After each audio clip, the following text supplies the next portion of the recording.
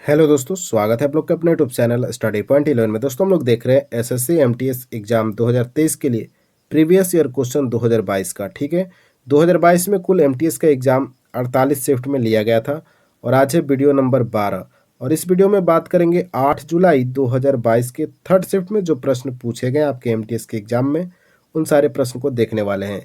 देखिए, आपका एग्जाम जो है अप्रैल के महीना में शुरू हो रहा है एमटीएस 2023 का। और इस एग्जाम में दोस्तों आपके जीके काफ़ी महत्वपूर्ण भूमिका निभाने वाला है आपके सिलेक्शन में। जीके और इंग्लिश पे आपका मेरिट तैयार किया जाएगा, जैसा कि एसएससी के द्वारा बताया गया था नोटिस में। ठीक है, तो आपके लिए जीके मोस्ट इंपॉर्टेंट रहने वाला है इस बार के एग्जाम के लिए। ठीक है, तो दोस्तों आप लोग इस वीडियो को कंप्लीट देखिएगा। आपके एमटीएस के एग्जाम में पूछे हुए कुल 25 प्रश्न इस वीडियो में देखने वाले हैं और एक एक प्रश्न आपके एग्जाम के लिए काफ़ी इंपॉर्टेंट है, क्योंकि अभी हाल ही में एग्ज़ाम समाप्त हुआ है। अभी एक साल भी इस एग्ज़ाम को ख़त्म हुए नहीं हुआ है, तो आपके लिए मोस्ट इम्पोर्टेंट एक एक प्रश्न रहने वाले हैं। ठीक है, अगर आप नए हैं चैनल पे तो आपको पता नहीं होगा दोस्तों कि हम लोग कैसे एनालिसिस करते हैं हर एक प्रश्न का। ठीक है, जहां हमको डिस्कशन करने की ज़रूरत रहता है वहाँ हम लोग डिस्कशन भी करते हैं। ठीक है, थोड़ा सा वीडियो लंबा हो जाता है क्योंकि डिस्कशन भी करते हैं और डिस्कशन करना भी चाहिए, क्योंकि डिस्कशन से ही प्रश्न याद होंगे आपको। ठीक है, तो दोस्तों अगर आप नए हैं तो चैनल को फटाफट सब्सक्राइब कर लीजिएगा, बेल आइकन को दबा लीजिएगा और वीडियो अच्छा लगे तो ज़रूर लाइक कर दीजिएगा। ठीक है, चलिए देखते हैं पहला प्रश्न क्या पूछा गया था।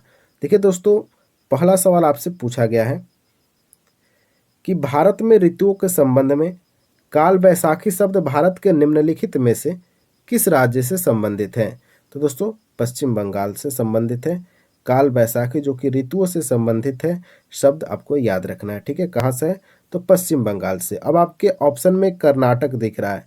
देखिए दोस्तों, कर्नाटक के अगर नृत्य की बात किया जाए तो यक्षगान आपको ध्यान में रखना है। कौन सा दोस्तों, यक्षगान आपको ध्यान में रखना है, कर्नाटक का नृत्य है। पंजाब की बात करें तो आपको पता होना चाहिए कि पंजाबी लोग क्या करते हैं तो भांगड़ा करते हैं, तो भांगड़ा हो जाएगा आपके पंजाब से संबंधित। केरल की बात करें तो कथकली हो जाएगा, आपको तो पता ही होगा केरल का नृत्य क्या है, कथकली है। आप लोग कभी कभी कथक देखते होंगे। ठीक है, देखिए दोस्तों, कथक जो है उत्तर प्रदेश का है, ये आपको पता होना चाहिए, कंफ्यूज नहीं होना है। अगर कथकली पूछता है तो केरल, और केवल कथक पूछेगा तो हो जाएगा उत्तर प्रदेश। अब आइए चलते हैं अगले प्रश्न पे। प्रश्न है आपके सामने, निम्नलिखित में से कौन सा पूर्ण द्रविड़ शैली में निर्मित मंदिर का प्रसिद्ध उदाहरण है। तो द्रविड़ शैली में दोस्तों हो जाएगा कैलाश का मंदिर, जो कि एलोरा में स्थित है। पूर्णतः द्रविड़ शैली में निर्मित मंदिर है कैलाश मंदिर। ठीक है, आपको ध्यान में रखना है। आइए चलते हैं अब अगले सवाल पे। अगला सवाल आपके सामने है, निम्नलिखित में से कौन सा वेद सबसे प्राचीन है। तो दोस्तों इसका सही उत्तर होगा ऋग्वेद। अच्छा, वेदों की संख्या कुल कितनी है, 4 वेद हैं, आपको पता होना चाहिए, यजुर्वेद, ऋग्वेद, अथर्ववेद और सामवेद। देखिए दोस्तों, अगर यजुर्वेद की बात किया जाए तो यहाँ से प्रश्न पूछा जाता है कि यज्ञ के लिए गद्य और पद्य मंत्र कहाँ मिलता है, तो आपको यजुर्वेद में मिलता है। अथर्ववेद के जो पढ़ने वाले होते हैं उसको क्या बोलते हैं, तो अधर्यु बोलते हैं। आपको याद रखना है, मोस्ट इंपॉर्टेंट यह प्रश्न आपके एसएससी एग्जाम के लिए, कि अथर्ववेद को पढ़ने वाले को क्या बोलते हैं, अधर्यु बोलते हैं। आपको ध्यान में रखना है। ठीक है, सामवेद आपको ऑप्शन नंबर 4 में दिख रहा होगा। सामवेद को दोस्तों संगीत का वेद बोला जाता है। क्या बोला जाता है, संगीत का वेद बोला जाता है, सामवेद को याद रखना है। अगला सवाल आपके सामने, वित्त वर्ष 2022 के केंद्रीय बजट में की गई घोषणा के अनुसार वर्चुअल डिजिटल संपत्ति से होने वाली आय पर कर लगाया जाएगा। देखिए दोस्तों, 3% का कर लगाया जाएगा। 2022 के केंद्रीय बजट में यह घोषणा किया गया कि वर्चुअल डिजिटल संपत्ति से होने वाली आय के ऊपर 3% का कर लगाया जाएगा, याद रखिएगा। अगला सवाल, जहां डिस्कशन का जरूरत है हम बिल्कुल डिस्कशन करेंगे। ठीक है, निम्नलिखित में से कौन 1236 से 1240 ईस्वी तक मध्यकालीन भारत की पहली मुस्लिम महिला शासक रही। तो दोस्तों रजिया सुल्तान। और यह प्रश्न तो बार बार पेपर में पूछा जाता है। इनका शासनकाल भी याद रखिएगा, 1236 से 1240 तक इनका शासनकाल था, रजिया सुल्तान का। अच्छा, रजिया सुल्तान किसकी पुत्री थी, किसकी बेटी थी, तो याद रखना है इल्तुतमिश की बेटी थी रजिया सुल्तान। अब आइए चलते हैं अगले सवाल पे। कालिदास सम्मान से सम्मानित रोहिणी भाटे भारत के किस शास्त्रीय नृत्य से संबंधित थी? देखिए दोस्तों, रोहिणी भाटे को कालिदास सम्मान दिया गया है। यह किस राज्य से संबंधित है, ये आपसे सवाल पूछा गया। तो दोस्तों कथक हो जाएगा। और अभी मैंने बताया कथक कहाँ का है, उत्तर प्रदेश का है। और कथकली अगर आ जाए तो हो जाएगा केरल का। ठीक है, आपको याद रखना है कि रोहिणी भाटे किस नृत्य से जुड़ी थी, तो कथक नृत्य, जो कि उत्तर प्रदेश का नृत्य है। ओडिशा की अगर बात किया जाए तो केलुचरण महापात्रा का नाम आप लोग सुने होंगे। मोस्ट इम्पोर्टेंट रहा है 2021 से लेकर 22 और 23। मतलब केलुचरण महापात्रा से लगातार सवाल पूछे गए दोस्तों। और अब अगर आप लगातार इस वीडियो को देख रहे हैं, आज कौन सा वीडियो है, 12 नंबर वीडियो है ना। अगर आपने इससे पहले 11 वीडियो कर रखा है तो आपको पता होगा कि केलुचरण महापात्रा से कितने बार प्रश्न पूछे गए हैं। ठीक है, तो याद रखिएगा केलुचरण महापात्रा ओडिसी नृत्य से संबंधित है। मणिपुरी नृत्य की बात करें तो गुरु बिपिन सिंह नाम याद रखिएगा। गुरु बिपिन सिंह जो है मणिपुरी नृत्य से जुड़े हुए हैं। और सत्रिया नृत्य आप लोग कमेंट में बताइए कि कहाँ किस राज्य का सत्रिया नृत्य है, आपको कमेंट बॉक्स में बताना है। और सत्रिया नृत्य से जुड़े हुए व्यक्ति का अगर नाम याद रखना चाहते हैं तो याद रखिएगा बापूराम। अब आइए चलते हैं अगले सवाल पे। भारत के विदेश सचिव के रूप में निम्नलिखित में से किसे नियुक्त किया गया, जिनकी नियुक्ति 1 मई 2022 से प्रभावी हो गई? वह है दोस्तों विनय मोहन क्वात्रा। विनय मोहन क्वात्रा जो कि 1 मई 2022 से भारत के विदेश सचिव के रूप में नियुक्त किए गए हैं, याद रखिएगा। ठीक है, आइए चलते हैं अगले सवाल पे। अगला सवाल है कि ऑर्थोपोडा के संबंध में निम्नलिखित में से कौन सा कथन सही है? कथन दिया गया है कि ये जीव द्विपक्षीय रूप से सम्मिलित होते हैं, सही है। उनके पैर संधि युक्त होते हैं, ये भी सही है। ऑर्थोपोडा के जो जीव होते हैं उनके पैर क्या होते हैं, संधि युक्त होते हैं। मतलब 1 और 2 दोनों सही है। तो हमारा राइट आंसर होगा ऑप्शन नंबर 2, 1 और 2 दोनों सही है। अब आइए चलते हैं अगले प्रश्न पे। अगला प्रश्न आपके सामने, नीचे दिए गए कथनों में से कौन सा कथन सही है? पहला कथन है रॉबर्ट क्लाइव 18 साल की उम्र में 1743 में इंग्लैंड से मद्रास आए थे। बिल्कुल सही लिखा गया है कि 1743 में ही रॉबर्ट क्लाइव जो कि 18 साल का उम्र था उसका, कहाँ आया था, तो मद्रास आया था इंग्लैंड से। अगला कथन आपके सामने लिखा गया है कि बक्सर की लड़ाई के बाद ईस्ट इंडिया कंपनी ने भारतीय राज्यों में रेसिडेंट्स को नियुक्त किया। ये भी सही है, यानी 1 और 2 दोनों सही है दोस्तों, याद रखिएगा। ठीक है, अगला सवाल पे चलते हैं। उत्तर प्रदेश भारत में निर्मित यमुना एक्सप्रेसवे परियोजना का नाम पहले क्या था? तो दोस्तों जो यमुना एक्सप्रेसवे है इसका पहले का नाम है ताज एक्सप्रेसवे, याद रखिएगा, जो कि उत्तर प्रदेश में निर्मित हुआ है। पहले नाम ताज एक्सप्रेसवे था और अब नाम क्या रखा गया, यमुना एक्सप्रेसवे, याद रखिएगा। ठीक है, आइए चलते हैं अगले सवाल पे। सेकरेनी महोत्सव किस भारतीय राज्य में मनाया जाता है? मोस्ट इंपॉर्टेंट है सेकरेनी महोत्सव, याद रखिएगा, नागालैंड में मनाया जाता है। ऑप्शन नंबर 3 सही हो जाएगा। ठीक है, राजस्थान की अगर बात किया जाए तो राजस्थान में कौन सा मेला लगता है, तो याद रखिएगा पुष्कर मेला लगता है राजस्थान में। तमिलनाडु में आपको तो पता होना चाहिए पोंगल। मोस्ट इम्पोर्टेंट है, किसी भी एग्जाम में बैठ जाइए ये प्रश्न आपको देखने को मिल जाता है। बिहार की बात करें तो छठ पूजा हो जाएगा।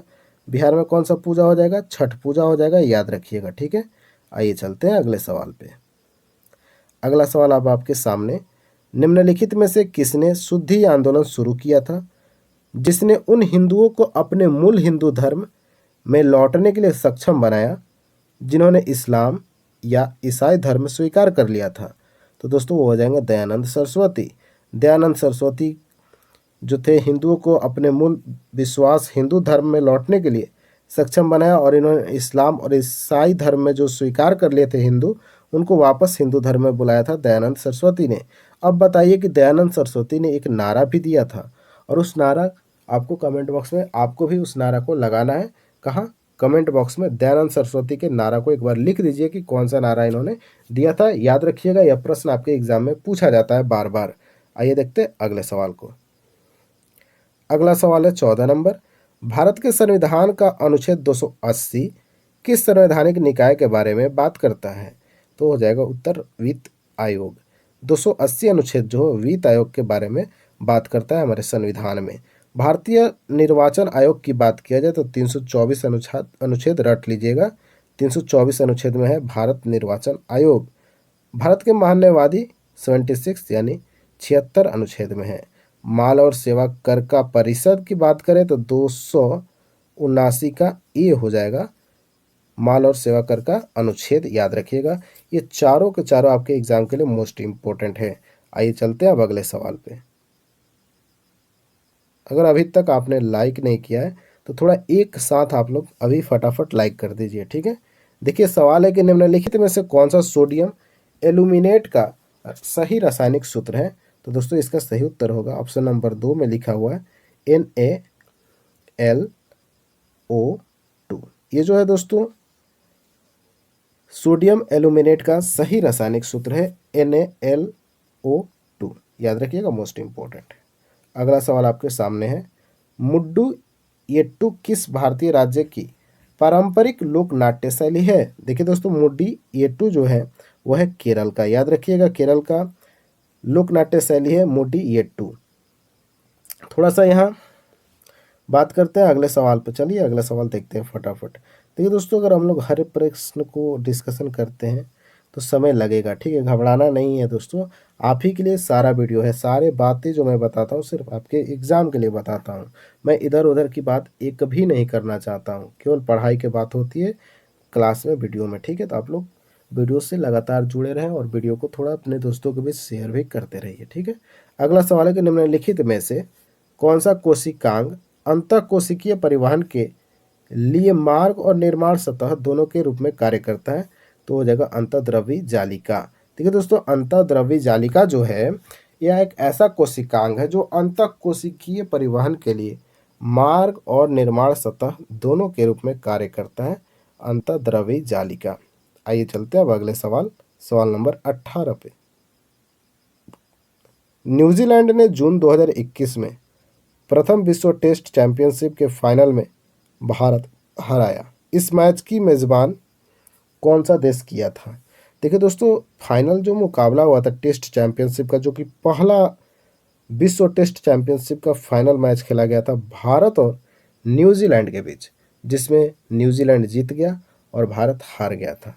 और इसका आयोजन किया गया था इंग्लैंड में। यहाँ से यह प्रश्न पूछा गया, आने वाले एग्जाम में आपसे ये भी प्रश्न पूछा जा सकता है कि वर्ल्ड टेस्ट चैंपियनशिप के फाइनल मुकाबला किसने जीता था। तो न्यूजीलैंड। कौन हारा, तो भारत हारा था, याद रखिएगा, ठीक है। आइए चलते हैं अब अगले सवाल पे। निम्नलिखित में से किसे पंचम दा के नाम से जाना जाता है। देखिए दोस्तों पंचम दा के नाम से जाना जाता है R.D. बर्मन को। R.D. बर्मन का उपनाम क्या हो जाएगा, पंचम दा, आपको याद रखना है, ठीक है। आइए चलते हैं अब अगले सवाल पे। अगला सवाल आपके सामने आ गया है, कृषि कानून निरसन विधेयक 2021 के अंतर्गत कुल कितने कानून को निरस्त किया गया था। देखिए दोस्तों कुल 3 कानून को निरस्त किया गया था कृषि कानून निरसन विधेयक 2021 के अंतर्गत। तो राइट आंसर ऑप्शन नंबर 3 हो जाएगा, ठीक है। अगला सवाल देखते हैं। 2011 की जनगणना के अनुसार भारत के निम्नलिखित में से किस राज्य में साक्षरता दर सबसे कम है। तो दोस्तों अगर साक्षरता दर सबसे कम की बात किया जा रहा है तो वो हो जाएगा बिहार, और साक्षरता दर सबसे अधिक की बात किया जाए तो हो जाएगा केरल। तो आपको दोनों प्रश्न याद रखना है, और आपके ही लिए मैंने जनगणना 2011 से बनने वाले कुल 28 प्रश्न, जो कि आपके SSC GD के एग्ज़ाम जो कब लिया गया था, तो अभी फरवरी के मंथ में हुआ था ना, फरवरी में, तो उसमें यह प्रश्न जो भी 28 प्रश्न पूछे गए थे उन सारे प्रश्नों को मैंने करा रखा है। एक बार उस वीडियो को जरूर देख लीजिएगा, एग्जाम से पहले बेनिफिट पक्का होने वाला है, ठीक है। क्योंकि जनगणना से SSC लगातार सवाल पूछता है, घबराने की बात नहीं है, उसी में से प्रश्न आ जाएगा आपका जनगणना का से, ठीक है।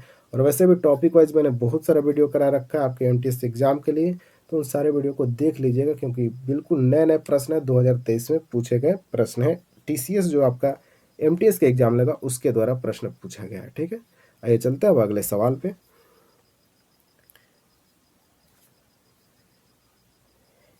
एक भारतीय खेल है जिसमें एक रेडर जो है विरोधी टीम के हाफ में बिना सांस लिए विरोधियों को स्पर्श करने के लिए प्रवेश करता है। उस खेल का नाम क्या है? तो उस खेल का नाम है कबड्डी। कबड्डी में क्या होता है कि रेडर जो होता है विरोधी टीम के हाफ में जाता है, बिना सांस लिए विरोधियों को स्पर्श करने का कोशिश करता है, इसलिए वहां प्रवेश करता है। तो सही उत्तर हो जाएगा कबड्डी, याद रखिएगा। ठीक है, आइए चलते हैं अब अगले सवाल पे, सवाल नंबर 24 पे। सवाल अब आपके सामने है, निम्नलिखित में से कौन सा भारतीय संविधान के प्रस्तावना का हिस्सा नहीं है? देखिए दोस्तों, प्रस्तावना का हिस्सा तो नहीं है, कुलीन तंत्र जो है प्रस्तावना का कोई भी हिस्सा नहीं है, लेकिन बाकी जो ऑप्शन में दिख रहे हैं स्वतंत्रता, न्याय, समानता, ये तीनों के तीनों प्रस्तावना का हिस्सा है, ये भी आपको पता होना चाहिए। ठीक है, आइए चलते हैं अब अगले सवाल पे। वीडियो अच्छा लग रहा है तो बिल्कुल आपको लाइक भी करते रहना है, क्योंकि मेरा मनोबल अगर बढ़ता है दोस्तों तो बिल्कुल मैं बता दूं कि आपके लिए एक एक दिन में दो दो तीन तीन चार चार वीडियो भी मैं ला सकता हूं। बस आप लोग थोड़ा सा मेरा मनोबल को हाई करेंगे, ठीक है, वीडियो को शेयर करेंगे। वीडियो अच्छा लगता है तो लाइक ज़रूर करना। अगर कुछ खराबी हो तो कमेंट बॉक्स एकदम खुला पड़ा है, आप वहाँ कमेंट कर सकते हैं। ठीक है, देखिए दोस्तों, सवाल हमारा अंतिम है कि स्ट्रेट फ्रॉम द हार्ट निम्नलिखित में से किस प्रसिद्ध व्यक्ति की आत्मकथा है? तो दोस्तों कपिल देव की आत्मकथा है स्ट्रेट फ्रॉम द हार्ट, याद रखिएगा कपिल देव की है।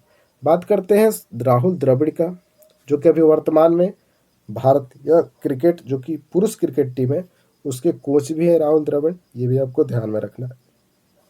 राहुल द्रविड़ की अगर पुस्तक की बात किया जाए तो इनके द्वारा एक पुस्तक है कि राहुल द्रविड़ टाइमलेस स्टील, याद रखिएगा राहुल द्रविड़ टाइमलेस स्टील इनकी पुस्तक का नाम है। सचिन तेंदुलकर की पुस्तक का नाम आप लोग को पता होगा, बार बार पेपर में पूछा गया है, क्या नाम है? प्लेइंग इट माई वे। क्या नाम है सचिन तेंदुलकर के पुस्तक का? प्लेइंग इट माई वे। सुनील गावस्कर की अगर बात किया जाए तो स्ट्रेट ड्राइव, कौन सा? स्ट्रेट ड्राइव हो जाएगा सुनील गावस्कर की पुस्तक का नाम। तो ये था दोस्तों कुल हमारा 25 प्रश्न आपके एमटीएस के एग्जाम में पूछे गए थे तीसरे शिफ्ट में। आगे के वीडियो में बात करेंगे दोस्तों आगे आने वाले शिफ्ट के बारे में। आपको ये वीडियो कैसा लगा है आप लोग जरा कमेंट बॉक्स में जरूर बताइएगा। वीडियो अच्छा लगा है तो वीडियो को थोड़ा शेयर कर दीजिएगा। ठीक है, मिलते हैं अब नेक्स्ट वीडियो के साथ दोस्तों, तब तक के लिए जय हिंद, जय भारत। मन लगा के पढ़िए, सिलेक्शन लेकर दिखाइए।